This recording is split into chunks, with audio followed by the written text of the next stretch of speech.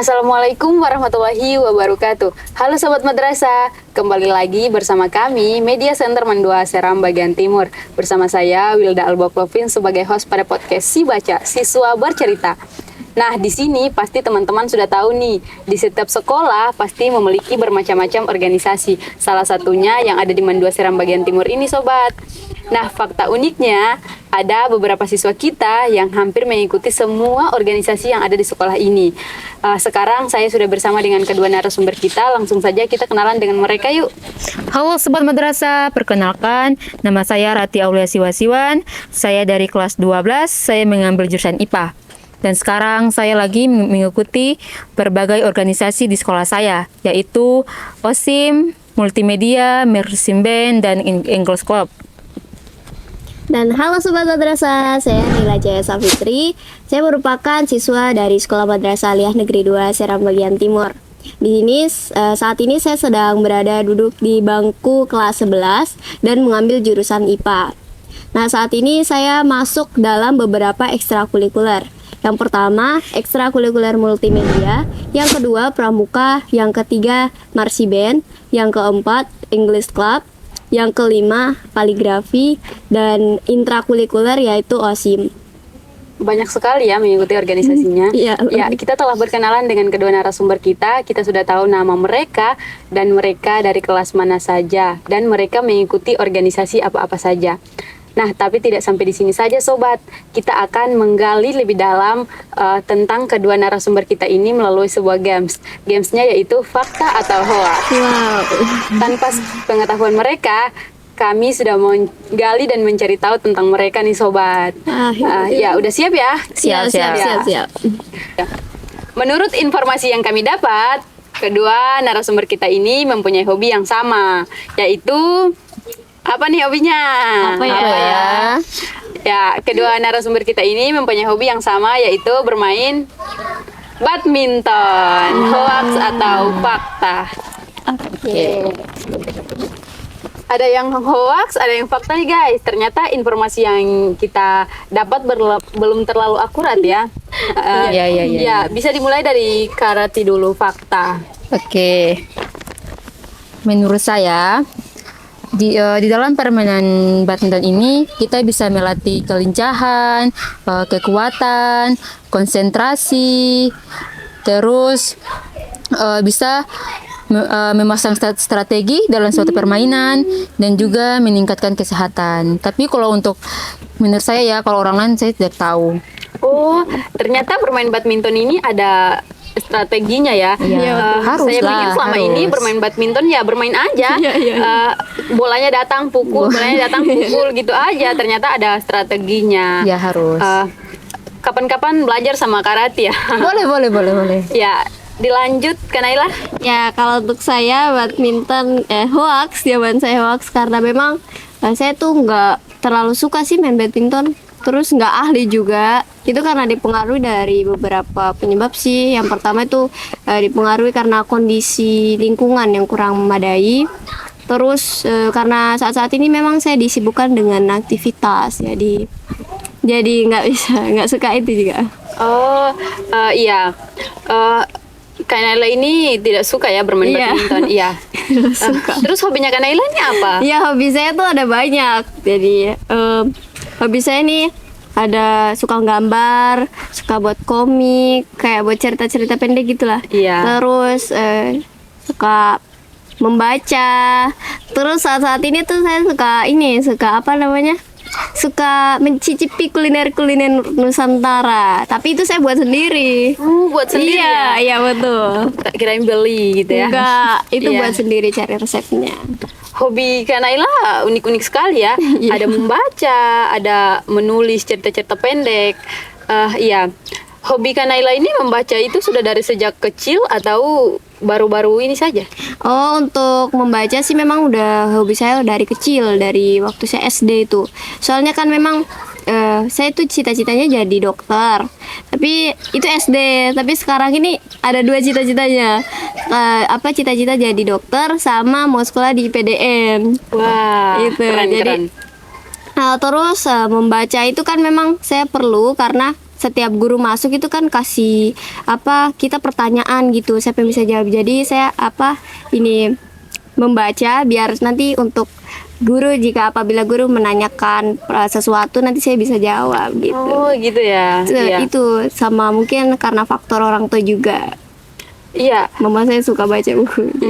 Tapi zaman sekarang ini banyak anak-anak yang tidak terlalu suka ya membaca buku, kayak cuman di sekolah gitu, tapi nggak terlalu kayak Kanaila ya. Iya. Iya.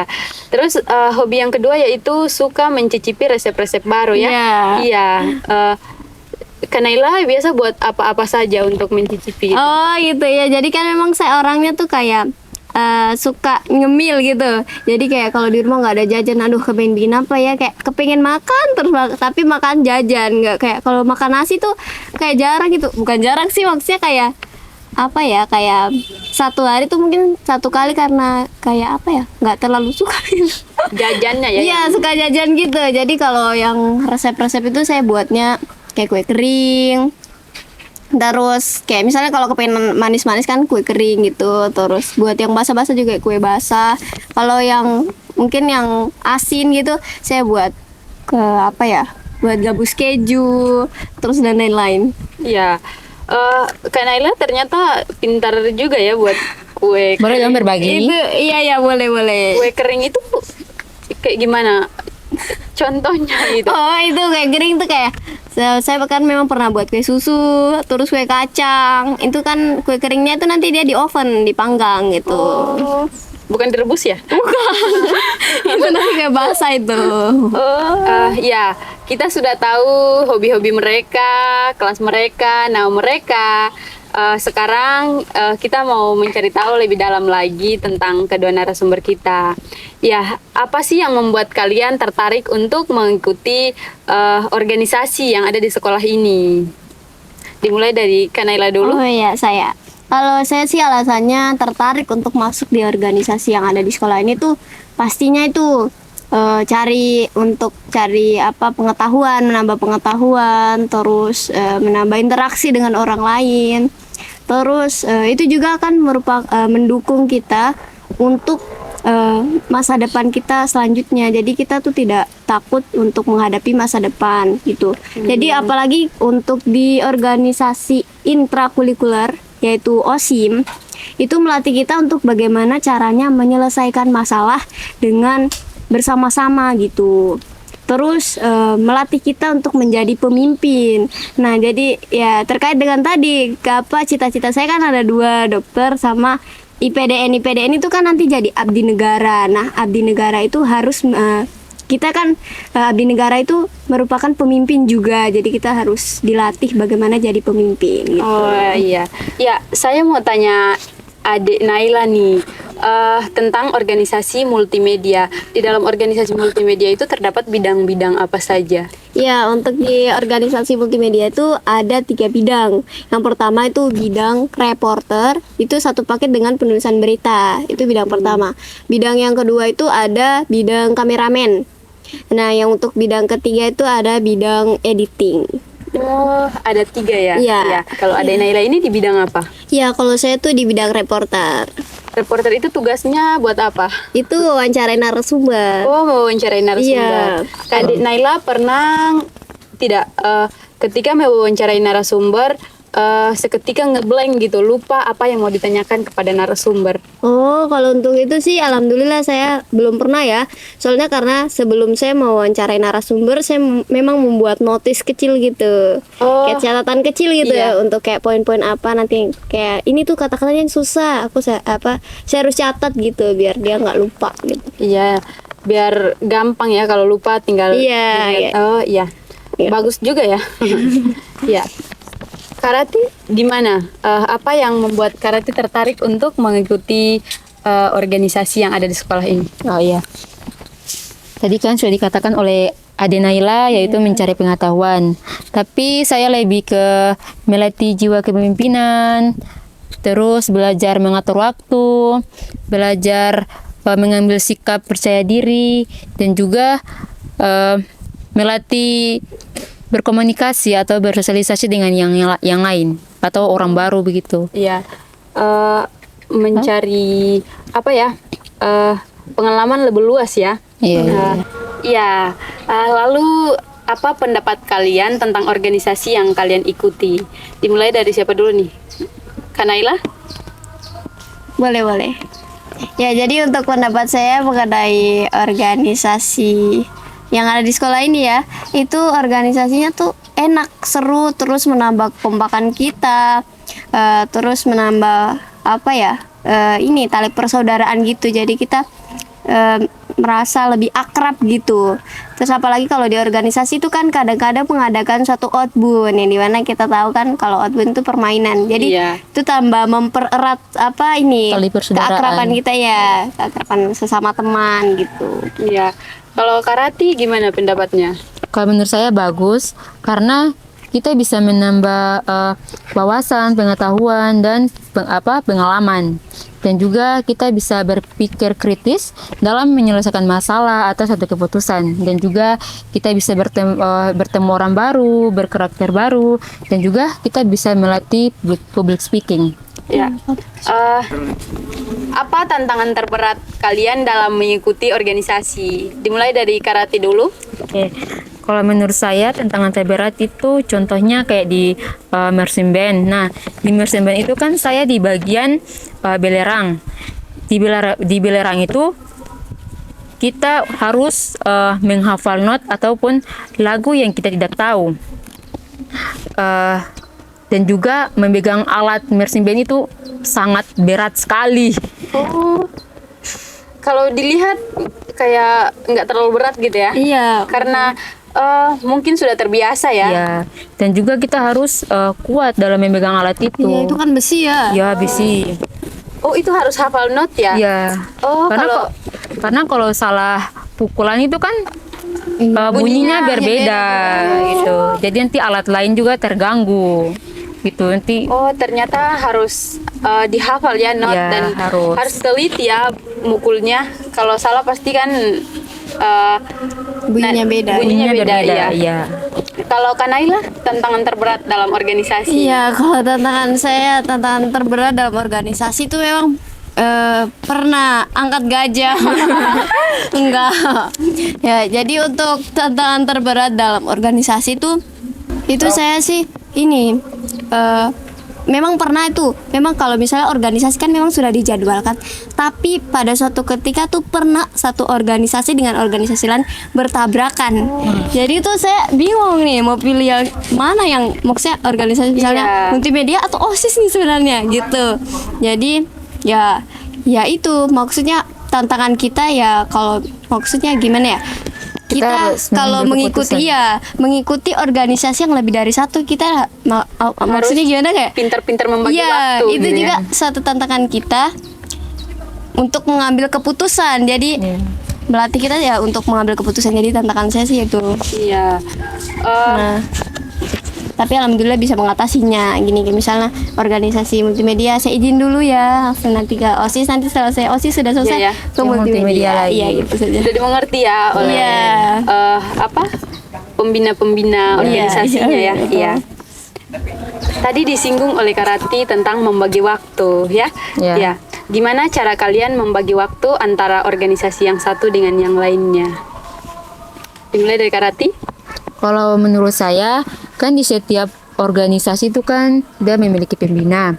Nah, di setiap pembina itu akan mengatur waktu yang berbeda-beda. Contohnya, multimedia itu kan nanti hari Selasa dan hari Kamis. Marching band hari Jumat dan Minggu. Dan untuk pramuka, hari Rabu dan Sabtu. Oh iya. Itu aja contohnya. Gitu. Kalau Kanaila sama juga. Ya sama kayak karate juga. Jadi nggak pusing sih untuk mengatur waktu dari organisasi satu sama organisasi yang lain gitu. Karena jadwalnya tuh sendiri-sendiri gitu. Oh iya, sudah dijadwali. Iya, sudah dijadwalkan. Iya. Terus cara kalian kalau mengatur waktu antara di sekolah dan di rumah itu gimana? Dimulai dari Kanaila dulu. Boleh. Ya, untuk mengatur waktu antara di rumah dengan di sekolah ya. Itu kalau untuk di rumah sih pastinya jadi selain aktivitas di sekolah, di rumah kan pastinya ada aktivitas. Jadi itu saya buat kayak suatu jadwal gitu tertulis, nanti saya di situ saya tempel di dinding. Itu saya ada buat dua konsisten, yakni pertama tuh jadwal yang ditempel sama jadwal dari handphone. Terus saya dari buat handphone alarm juga. gitu ya. Oh, alarm ya? Iya, jadi setiap alarm berbunyi, oh ini misalnya ini jam 5. Oh, berarti ini tandanya alarmnya ini untuk biar saya pergi mengaji gitu. Oh, Iya. ya. Kalau sekarang kan kebanyakan jadwalnya cuma ditulis ya, Iya, nggak iya, pakai alarm. betul. Tapi ini satu ide ya. Ya itu Eh, kalau itu kurang kurang Iya, teman-teman bisa ikuti ya Iya. Kalau caranya ditulis, Kak Naila. iya, kurang efektif kalau ditulis gitu. Iya. Kalau Kak Rati, gimana cara bagi waktu antara di rumah dengan di sekolah? Kalau untuk sekolah itu kita harus, kalau di dalam kelas kita harus konsentrasi dan pahami apa yang guru berikan kepada kita. Nanti kalau untuk di rumah itu kan kita selalu membantu orang tua, itu kan pasti. Nanti kalau untuk malamnya itu kita harus sempatkan waktu untuk mereview ulang apa yang bu guru berikan. Itu walaupun untuk mencatat, untuk membaca, membuat PR, itu kita harus sempat untuk belajar. Gitu. Oh, iya iya. Ya, lalu kegiatan apa saja yang kalian lakukan saat mengisi waktu luang kalian? Apakah jungkir balik gitu ya, mengisi waktu luang kalian? Iya, Ya, iya. dimulai dari siapa dulu? Kak Naila apa Kak Rati? Saya dulu. Ya, dimulai dari Kak Rati dulu. Kalau waktu luang di sekolah itu saat pelajaran selesai, saya biasanya tuh mencatat catatan yang belum terselesaikan, terus membaca dan juga bermain bersama teman-teman. Kalau untuk di rumah itu saya lebih berkumpul dengan keluarga daripada keluar malam gitu. Oh iya. Anak rumahan ya, Iya. keluar cuman ke sekolah. Ya. Kalau Kak Naila gimana? Ya kalau untuk saya sih, kalau misalnya di sekolah ini untuk mengisi waktu luang saya, misalnya kalau jam pelajaran tuh dia kosong gitu, tidak ada guru yang masuk, itu saya akan mengisinya dengan baca buku, ya kan, memang merupakan hobi saya juga ya. Iya, ya. Terus kalau misalnya catatan yang belum lengkap, memang saya lengkapi gitu. Terus untuk misalnya besok nih materi apa sih, nanti saya cari. Terus biasa kadang saya juga cari materinya sebelum gurunya menerangkan, saya cari dulu sendiri gitu. Iya. Udah dicari ya sebelum mempersiapkan diri sebelum belajar gitu ya ya. itu kan tadi yang di sekolah. Kalau di rumah sih untuk waktu luang saya itu pastinya ya menyempatkan diri untuk kumpul dengan keluarga. Ya. Keluarga tuh harus ya. Iya, penting harus. Iya, boleh ya Kak Rati dan Kak Naila memberikan kata-kata motivasi gitu buat adik-adik penonton dalam mengikuti organisasi gimana gitu. Iya, boleh. Ya, silahkan. Ya, jadi motivasi kami berdua yaitu saya dengan Kak Rati di sini untuk para sobat-sobat madrasah sekalian, yaitu teruslah latih dan tingkatkan bakat dan minat kalian dalam suatu organisasi. Ya, jadi untuk itu kalian jangan takut dalam mengambil keputusan dan juga kalian jangan pantang menyerah. Iya, itu adalah motivasi dari kedua narasumber kita. Iya. Jadi buat teman-teman, adik-adik, penonton, jangan takut dalam mengambil sebuah keputusan atau memasuki organisasi. Ya, Iya. terima kasih buat Kak Rati dan Kak Naila Iya, atas waktunya. sama-sama. Ya, ketemu di video selanjutnya. Dadah. Dah.